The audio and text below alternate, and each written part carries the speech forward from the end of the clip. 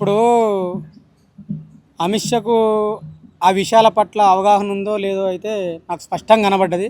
అమిత్ షాకు పూర్తి స్థాయిలో అవగాహన లేదు. నా దృష్టిలో అమిత్ షా అంటే అసలు గద్దర్ గురించి మాట్లాడడం అంటే గద్దరు గోటికున్న జ్ఞానం కూడా అమిత్ షాకు లేదని నేను అనుకుంటున్నాను. గద్దర్ను రాహుల్ గాంధీ కలవడం ఏందండి? గద్దర్ను ఈ దేశంలో ఉన్న మేధావులు అందరు కలిసిరు.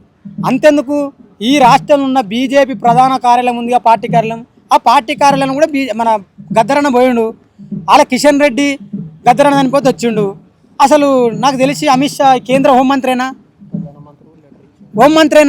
ఒకవేళ కేంద్ర హోంమంత్రి అయితే సాక్షాత్ దేశ ప్రధానమంత్రి నరేంద్ర మోడీ గద్దర్ చనిపోతే లెటర్ పెట్టిండు. గద్దర్ పెద్ద లెజెండర్ పాటల తెలంగాణ పోరాటంలోని అంటే అసలు అంటే దేశ ప్రధానమంత్రి నరేంద్ర మోడీ అనే విషయం కూడా అమిత్ షాకు తెలియదా? అంటే నరేంద్ర మోడీని అమిత్ షా అవమానిస్తుండా?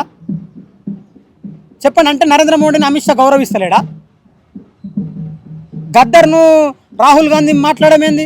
గద్దర్ లేకపోతే తెలంగాణ లేదు, గద్దర్ పాట లేకపోతే తెలంగాణ రాష్ట్రం లేదు. ఇలా ఎవడైనా సరే, ఇంకా నయం అమిత్ షా గొప్పోడు, గద్దర్ చచ్చిపోయాడు కాబట్టి ఇటు బతుకుడు.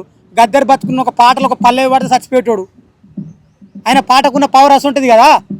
మీరా గద్దర్ గురించి మాట్లాడాల్సింది? నువ్వు పార్లమెంట్లో మాట్లాడితే ఏం మాట్లాడుతావు? మనిషి లెక్క మాట్లాడుతున్నావా?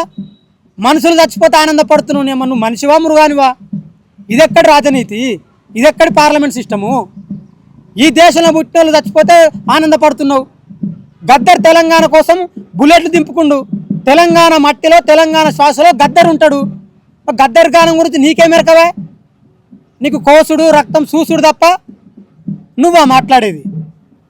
మీరు అద్భుతంగా మాట్లాడి ఇంకా గద్దర్ గురించి. రాబోయే ఎలక్షన్లు ఉన్నాయి కదా, మీకు తెలుస్తుంది గద్దర్ పవర్ ఏందో. చూడండి, ఇంకా ఈ నెలలో మీ కాషాయం ఎగురుతుందో ఎవరెగుతుందో చూసుకోండి. మీరు కాషాయం పట్టుకొని కమరాలు పట్టుకొని ఉరికాని బాగా ఉరికొస్తారు. మా వాళ్ళు కత్తులు పెట్టి మీ కమరాలు కోస్తారు. ఆ 2 వద్దులు అయితే ఎందుకే ఎవరు దుంకుతురు? దుంకులాడగానే సరిపోదు. చాలా విషయాలు ఉంటాయి, చాలా తెలుసుకోవాలి. మీరు గద్దర్ మాట్లాడే స్థాయి మీకు కాదు. రాహుల్ గాంధీ కాదు, రాహుల్ గాంధీ కాడే గొప్పడు గద్దర్. అసలు గద్దర్ అంటే తెలంగాణ, గద్దర్ అంటే దేశం. ఆయన పాట పాడితే 18 భాషలు ఆడింది ఆ దేశంలో. పీడిత ప్రజల గొంతుగా గద్దరు. ఇక మీరు మొత్తం ఇక మీ ఆర్ఎస్ఎస్ భజన వేసుకుంటే మీ లెక్కుంటే కష్టం అది.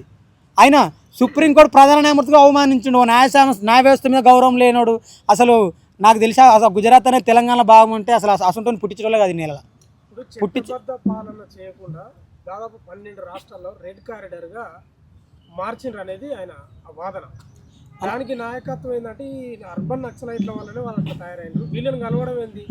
అసలు ఈ నక్సలైట్లను పెంచిపోషించిందే కాంగ్రెస్ అని చెప్తా ఉన్నారు. ఇప్పుడు అన్న కాంగ్రెస్ నక్సలైట్లను పెంచిపోషిస్తే ఆపరేషన్ పహార్ ఎవడు పెట్టిండు? బీజేపీ వాళ్ళు పెట్టిరా? కాంగ్రెస్ పార్టీ పెట్టింది కదా. గ్రీన్ హెవెన్ ఎవరు పెట్టిరు? కాంగ్రెస్ పెట్టలేదా? అరే మీరు పాలకులా జోకర్లా భయ? నాకు అర్థం కాదు. ఆపరేషన్ పహార్ పెట్టి వేలాది మంది ఆదివాసీలను అమాయకమైన నక్సలైట్లను చంపింది కాంగ్రెస్ కాదా?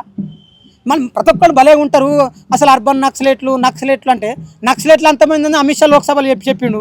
మరి అర్బన్ నక్సలైట్లు లేడురు? అసలు ఇదేంది?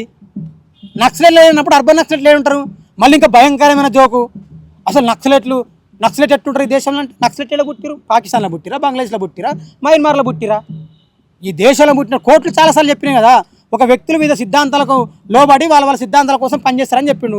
తుపాకులు పట్టు రాజ్యాంగాన్ని విరుద్ధం. అందుకే మీరు వాళ్ళతో యుద్ధం చేసిరు.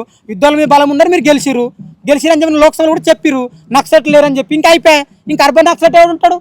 అంటే ఏం లేదు. బీజేపీ ప్రభుత్వం చేస్తున్న అవినీతి మీద మనం మాట్లాడితే అర్బన్ నక్సలైట్లు.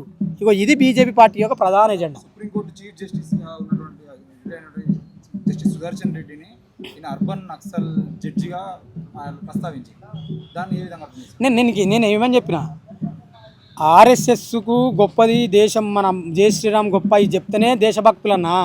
సుప్రీంకోర్టు కాదు, ఎవరినైనా వాళ్ళు అర్బన్ నక్సలైట్ అంటారు. వాళ్ళని ఏమనొద్దు. మనం అందరం కలిసి ఇట్లా జై శ్రీరామ్ అనుకో ర్యాలీ చేసినాం అనుకో, అబ్బా రాకేష్ నాయకత్వంలో గొప్ప దేశభక్తులు అంటారు. లేదా మోడీ అమిత్ షా తప్పు చేస్తారంటే తీసుకొని జైలు ఏరువే వాళ్ళు దేశద్రోహులు అంటారు. ఇగో ఇది దేశంలో నడుస్తున్నది. చెప్పండి, ఇందిరాగాంధీ ఎమర్జెన్సీ అన్నారు దేశంలో. మీరు ప్రతిసారి ఎమర్జెన్సీ మాట్లాడతారు కదా. ఎమర్జెన్సీ ఇందిరాగాంధీ కంటే ఈ దేశంలో 2 ఎమర్జెన్సీ నడుస్తుంది మోడీ హయాంలో.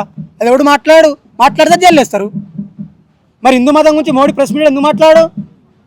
చెప్పండి, దళితుల మీద దాడులు జరుగుతున్నాయా, మరి ఎందుకు చేస్తారు మోడీ ఎందుకు మాట్లాడు? ఇదా చెప్పండి. ఇప్పుడు యుద్ధాలు జరుగుతున్నాయి కదా, ప్రపంచ యుద్ధాలు. 6 అడుగుల ఛాతి ఉన్నాడు కదా ఆయన, లేకపోతే అసలు మనోళ్ళు పెడతారు మెసేజ్. నాకు నవ్వు వస్తుంది. 6 అడుగుల చాతున లేకపోతే దేశమే అంటాడు. మరి ఇందిరాగాంధీ ఉన్నప్పుడు ఏడు దేశము చెప్పండి? లాల్ బహదూర్ ప్రధానమంత్రి ఉన్నప్పుడు దేశం లేదా? నెహ్రూ ఉన్నప్పుడు ఈ దేశం లేదా? ఇది ఎక్కడిది? ఏం నేర్పిస్తారు దేశానికి? ఇదంతా యువకులుగా, విద్యావంతులుగా, విద్యార్థులుగా మనం ఆలోచన చేయాలి. దేశము క్రిటికల్ సమస్యలోకి వెళ్ళిపోతుంది. మనకు తెలియకుండానే దేశంలో మన ధర్మాన్ని అమలు చేయడానికి ముందుకు వస్తుంది. కాబట్టి విద్యార్థులు మేము దీన్ని తీవ్రస్థాయిలో అడ్డుకుంటాము. గద్దర్ గురించి ఎవడు మాట్లాడినా గద్దరు పొడుస్తున్న పొద్దు పాట పెట్టి సౌండ్ ఫుల్గా పెడితే ఆ సౌండ్కి వీళ్ళకి గుండెలా చెప్తారు ఈ కొడుకులంతా. ఒకటే మాట, గద్దరు పాట పెట్టి సౌండ్ పెడితే చచ్చిపోయేటోళ్ళే. మీరు గద్దర్ గురించి మాట్లాడతారా?